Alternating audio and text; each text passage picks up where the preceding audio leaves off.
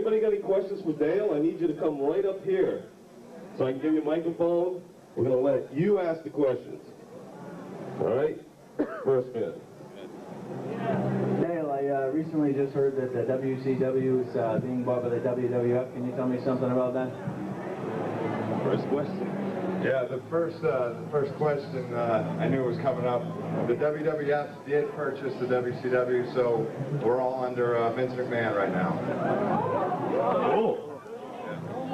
Should be really cool. I mean, Vince is the best out there and is a genius in the business and knows how to do characters. And I mean, I'd love to see something with Kane and the Undertaker and the Demon. I think would be really cool. Yeah. All right, who else got a question? I just want to find out, I heard you were getting married, is that true? I'm already married. To Asia? To Asia, yeah. I'm already married. I got married in October. After you stopped playing baseball, how long did it take before you decided to be a wrestler and came up with the whole Demon idea? Actually, when I was still playing baseball, I started to think about wrestling. I got hit in the face with a pitch and it messed up my vision. I knew that my average was dropping, and at that point I didn't understand why until I got checked and they found out that the depth perception was wrong. But I didn't come up with the Demon character. I was at the power plant with WCW when I heard that Gene Simmons wanted to do a Demon character, and originally it was supposed to be in the WWF, and then he came to the WCW with it, and being a huge Kiss fan, I made sure I went to the office, gave my pictures from when I was a kid, dressed up, and then when I was in college I did some, you know, a costume contest, so I gave him all those pictures, and that's how I got the tryout for it. Do you look forward to wrestling anybody in WWF? Yeah, I'd love to wrestle a lot of those guys. Like I said, I think it would be really cool to go against Kane and the Undertaker, and there's a lot of guys over there that I'd love to wrestle against. Yeah, we're going to do that in a minute. Okay. He's got a question. How much do you eat in a day to get that big? That's a good question. I eat a ton of protein. There's a lot of cows going down, I think, for me. But seriously, I eat a lot of chicken, a lot of ground beef, and a lot of steak. I don't take anything. That's a funny thing. I don't take creatine or any of that stuff. So I don't think it works. I mean, I take the Myoflex, you know, like the supplement packets, but I don't think creatine works. I've tried it, and I just didn't think it worked. So eat a lot though, and eat often. How much do I bench? Most I've ever tried and did it was 4 or 5. I've never gone any further than that. It's good enough for me. That's enough. All right, if anybody else has questions, please work your way up to the front. Were you the original Demon, or was there one before you? There's one before me. He never wrestled. There was Brian Adams, who's in Chronic. He was the one who came out with Kiss, and he did 2 appearances, but he never wrestled. I'm the only one who ever wrestled him. So it was just 2 appearances and out. And, you know, we've talked about it in the past. I don't really know what happened on how it all worked out, but I don't care. As long as, I mean, I was really bummed out, to be honest with you, when he got it, but we talked about it, and he was the one, after it all, things kind of went haywire for him, suggested that I get it. I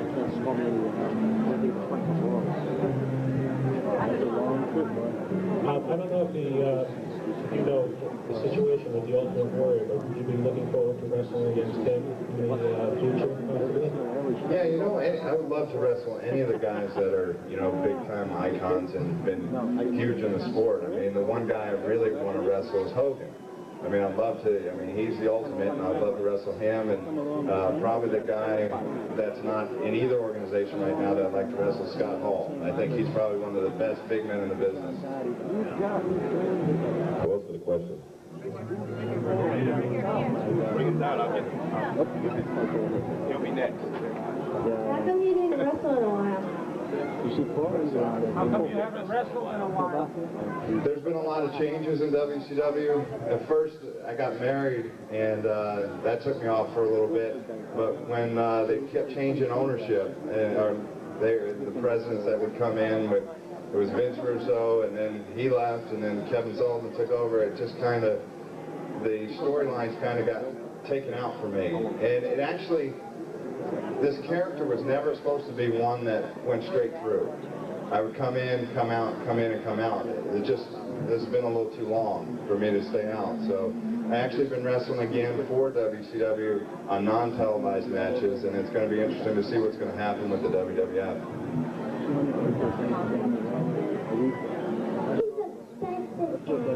Oh, thank you. Thank you very much. I like this guy. What about any other tag team partners that dress up like kids? Actually, there were supposed to be more. I don't know what's going to happen now, but Vince Russo, before he left, said there was going to be a Paul Stanley character, and he was going to be my tag team partner, and then he left, and who knows. But there were supposed to be all four, and it might still happen, who knows. I'm a good Eric Carr. All right, I'll keep that in mind.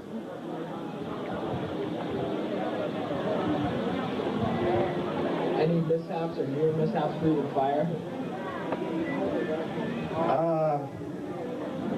Not really, not yet.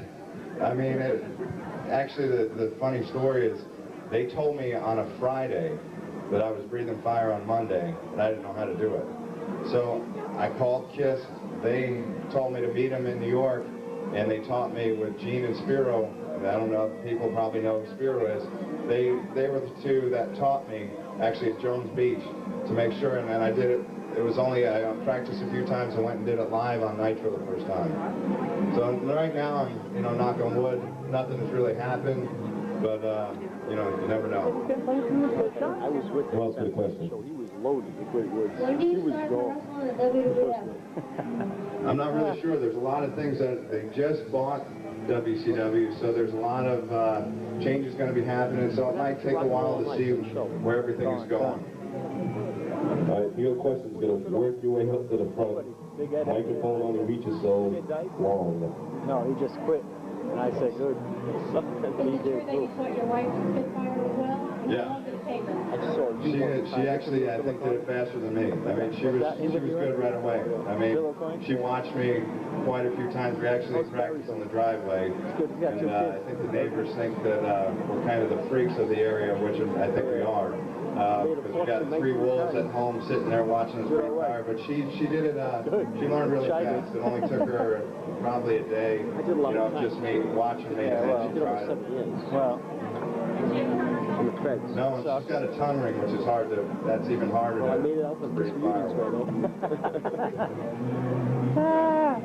As a longtime Kiss fan, how did it feel to finally meet the band? It was awesome. That must have been great. I mean, I think it's the same thrill that anyone who's been in here has met him for the first time. I met him actually when I was in college, when I went to Northwestern University in Chicago. I used to go down to UIC Pavilion, and we used to watch him there. So, I mean, that's the first time I got to meet him. I got to hang out with Bruce for the first time there. And, I mean, I thought that was awesome, to be able to see them, during the 80s. I mean, I loved every incarnation of the band. It was cool that they kept going for us. So I loved going to see them then, and then to be able to go backstage and see them in full makeup and full outfits and get to hang out. There's actually, we did some videos with them that haven't come out yet, but we have some different videos that we did. So that means to see that is really cool for the first time, walking up and seeing the 4 of them, the 4 original members in full paint, full outfits. I mean, it's real cool. What do you use for fire? I can't tell you.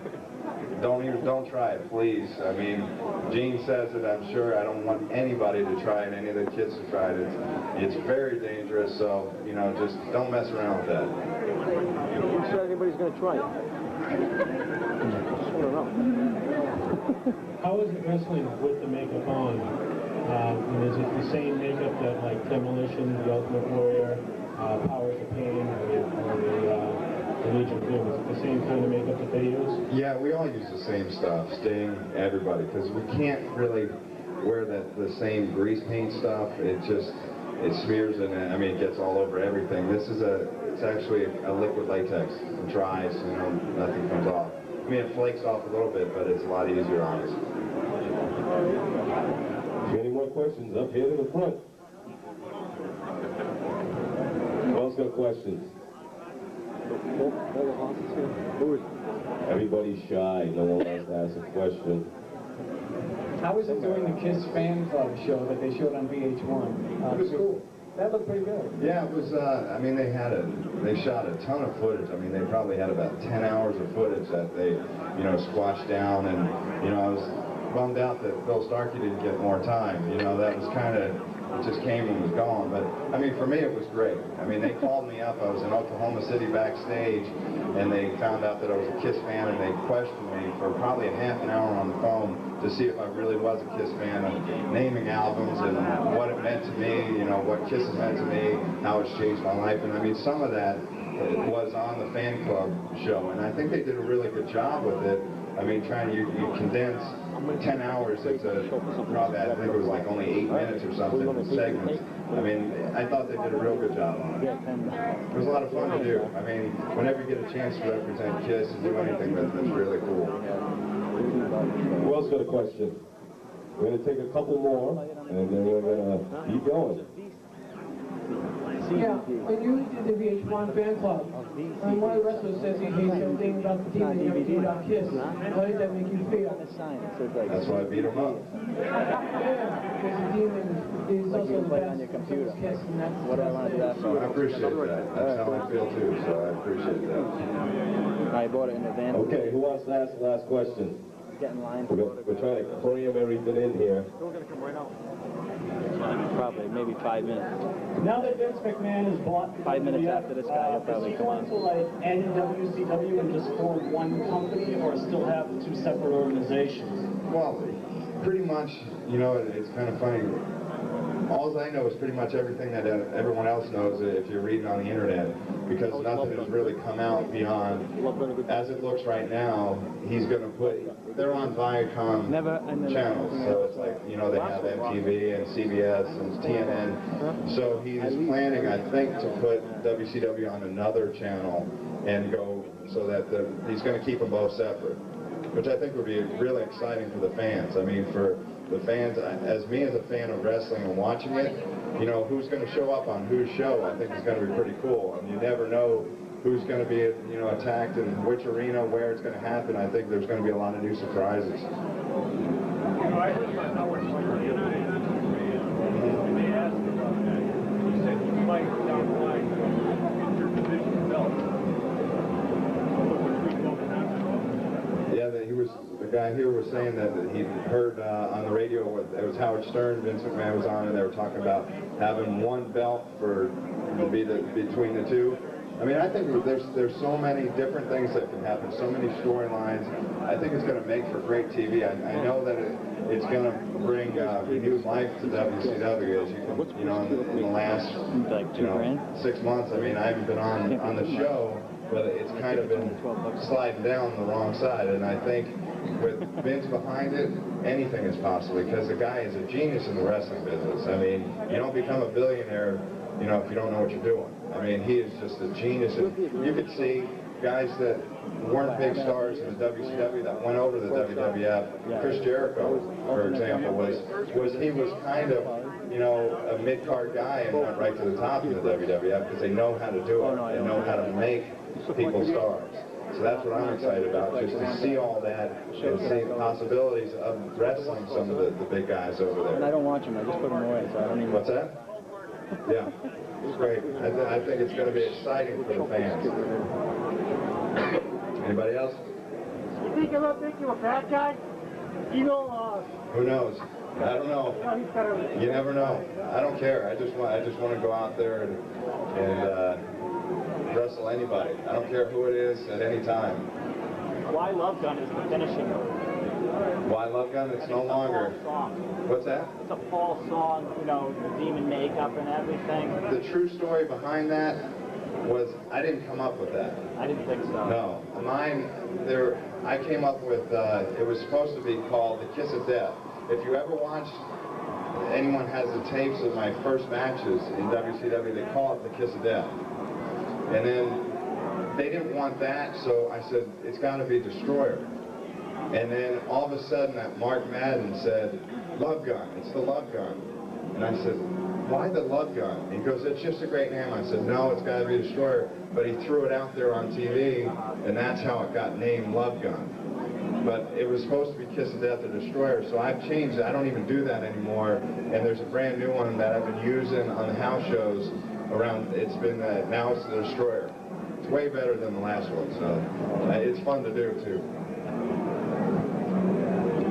Any more questions? I notice everybody's kind of shy to talk on the microphone. What do you do? I set up like audio, video, staging, and stuff like that. How are you wearing the contacts? Contacts can be pretty rough. I mean, because they're the full eyeball contacts. So when you're wrestling, you get hit, they kind of get knocked around a little bit, and sometimes it's tough to see. But I mean, it's not too bad. I mean, your eyes really kind of adjust to it, but sometimes they're horrible. You can't see at the end of the match. Anyone else? Have you ever hung out with Mark Calloway before? The question was, have I ever hung out with The Undertaker before? And the answer is yes.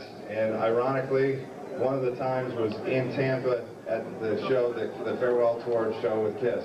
We hung out with Bryan Adams, Chris Jericho, The Undertaker, Paul White, the Big Show. They were all there. There's a lot of guys that are huge Kiss fans in both organizations. Chris Jericho is a huge Paul Stanley fan. And we always went back and forth. When he was in WCW, we'd always argue, I'm a Gene fan, he was a Paul fan, and we go back and forth at who is Kiss. So he's a huge one. Edge from the WWF is a huge fan. Crowbar for WCW. There's a lot of big Kiss fans out there. I mean, look at wrestling in general. I mean, it's pretty much. Yeah, but you never know those. You went from being wrestling, and then Kiss comes along, and you look how it's changed. It's like Kiss comes along, and then it's a huge spectacle wrestling. I think wrestling has taken a lot from Kiss. So I mean, they've influenced so many people and a lot of wrestlers and the wrestling business as a whole. Not in Madison Square Garden, yeah, Shea Stadium. How come they're They're trying to be the Beatles instead of promoting wrestling, all you guys, you know, you're all athletes, obviously, why are they promoting sex on TV with all the women that they're promoting? I don't understand that. I know we love it, but we get a lot of kids that actually watch it, and I mean, it kind of turns the parents off. They're actually watching, that's what they're watching, and it's taken away from what you guys are actually, you know, entertainment and doing yourselves.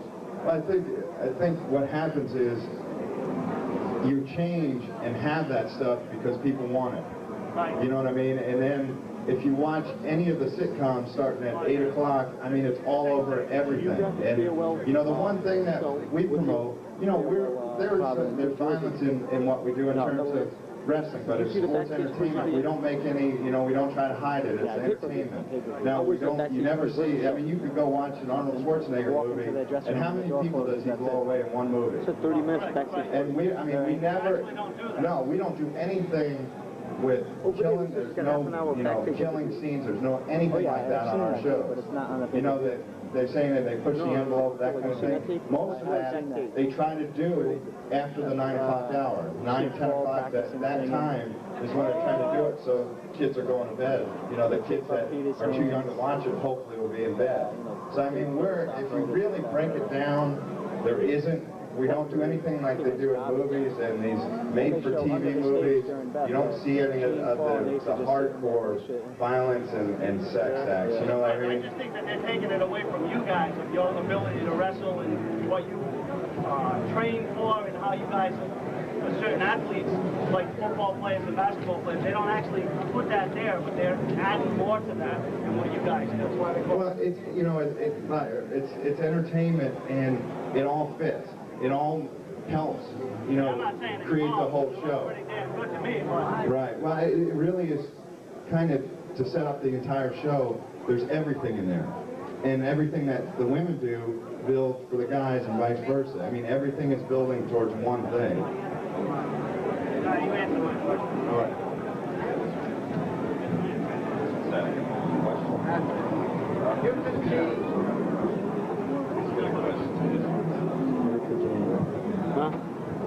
Like the gentleman over here said, you have a lot of young fans. Do you do anything special for your young fans or any charity work? Yeah, actually, I was just, when we drove in, the last time I was in Providence, I was at the Hasbro Children's Hospital. I came in and came early before Nitro and worked, talked to the kids, and we signed autographs and hung out with them. So whenever we get a chance to do that, I mean, that's really what makes it all worth it. I mean, the kids that are watching it, because I remember, I mean, see, that's the thing, that's the best gift that I can give back to them, is that I remember everything about being a kid. I mean, my father was in Major League Baseball for 37 years, so I looked up to a lot of the baseball players. I remember how they treated me, and I remember, looking up at Kiss as, the greatest thing ever, and I just remember how they treated me, and that's what I'm talking about. That's where I like to be able to give back, and I'm glad that the kids are here today, because that's really what it's all breaks down. That's what it's all about.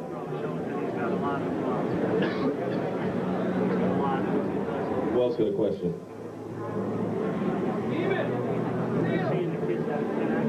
What's that?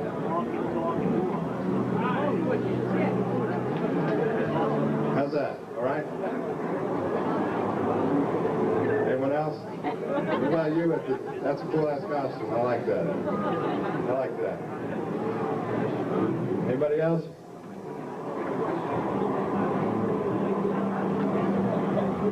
If we wanted you to become WWF champion, what would it take for Vince McMahon to make you champion? What's it based on? Do they give you a 6-month deal and say we're going to make you champion 6 months? Or how can we get you to become WWF champion?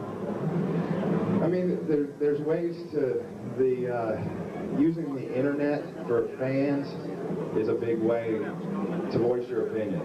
Whether you like me or you don't, you can voice your opinion either way by going and emailing the WWF and saying, listen, we want to see the Demon in action. The more that the fans come out, and the last, I was in Atlanta and we had a question and answer thing, and I told them the truth. When I was doing the Demon character, when I had that whole feud with Vampiro and then this Insane Clown Posse, I could barely find any Kiss shirts, and Insane Clown Posse shirts were everywhere.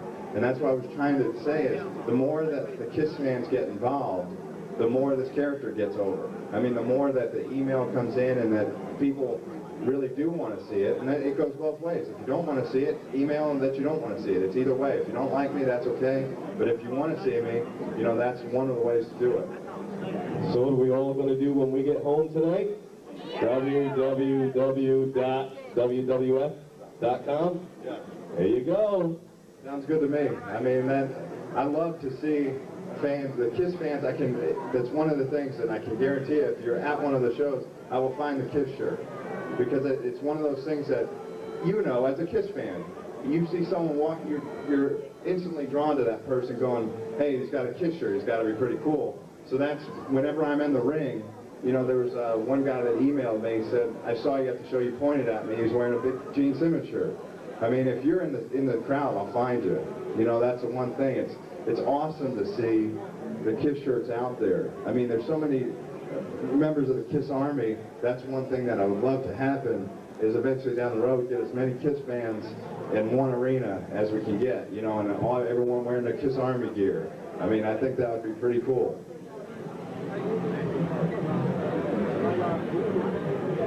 That's cool. He's got the Kiss Army tattoo right there. How many people here have Kiss tattoos? Raise your hands. Where is it? All right. Let me see. Look at that. I like that.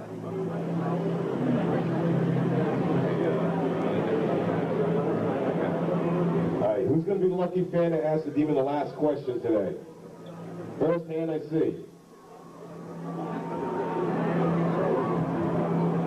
As a child, who was your favorite wrestler that really influenced you to get into the ring and become a wrestler yourself?